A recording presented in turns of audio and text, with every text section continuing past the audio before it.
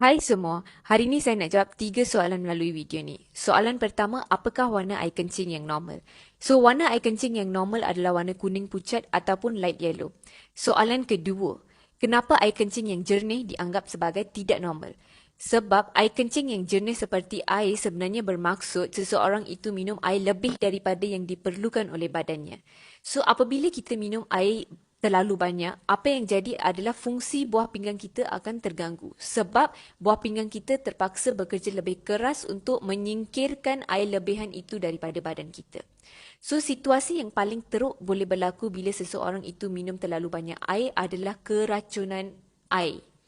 Keracunan air adalah sesuatu yang serius. So, keracunan air berlaku bila seseorang itu minum banyak air dalam jangka masa yang pendek. Contohnya, seseorang itu minum sebanyak 1 liter dalam 1 jam. Ataupun kalau seseorang itu minum sebanyak 4 liter air dalam jangka masa 3 jam.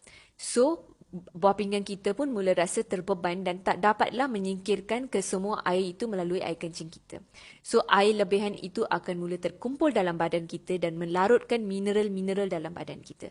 So, ini akan menyebabkan kekurangan mineral dalam badan kita. So, bila badan kita kekurangan mineral, apa yang jadi adalah sel, tisu dan organ dalam badan kita tak dapatlah berfungsi secara normal. So, kita pun akan mula rasa kesan sampingannya seperti kita akan rasa mual, rasa nak muntah, kepeningan, sakit kepala, kepenatan dan ini extreme cases dia juga boleh menyebabkan seseorang itu kena sawan, koma dan juga boleh membawa kematian. So, sebab tu air kencing yang jernih dianggap sebagai tidak normal. Soalan nombor 3. Kenapa air kencing yang berwarna kuning pekat dianggap sebagai tidak normal? So, air kencing yang berwarna kuning pekat sebenarnya adalah tanda kekurangan air dalam badan kita. Dalam medical, kita panggil term ni sebagai dehydration ataupun dehidrasi. So, apabila badan kita kekurangan air, apa yang jadi adalah semua sel, tisu dan organ dalam badan kita tak dapatlah berfungsi secara normal. Dan buah pinggang kita pun tak dapatlah membuang semua toksik-toksik daripada badan kita secara sepenuhnya. So, kita pun akan mula rasa kesan sampingannya. Kita mula rasa macam dahaga, kulit kita kering, kita mula rasa keletihan, kelemahan, sakit kepala, kepeningan.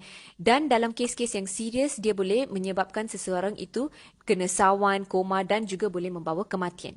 So, sebab itu air kencing yang jernih dan air kencing yang terlalu pekat dianggap sebagai tidak normal. Tetapi kalau sekali-sekala air kencing tu nampak jernih atau terlalu pekat tu, yang tu tak perlu risau. Yang tu normal saja. So, macam mana kita boleh monitor air kencing kita? Kat rumah, kalau kita nampak air kencing kita terlalu pekat, kita boleh banyakkan minum air. Kalau kita nampak air kencing kita nampak jernih sangat, kita boleh kurangkan minum air.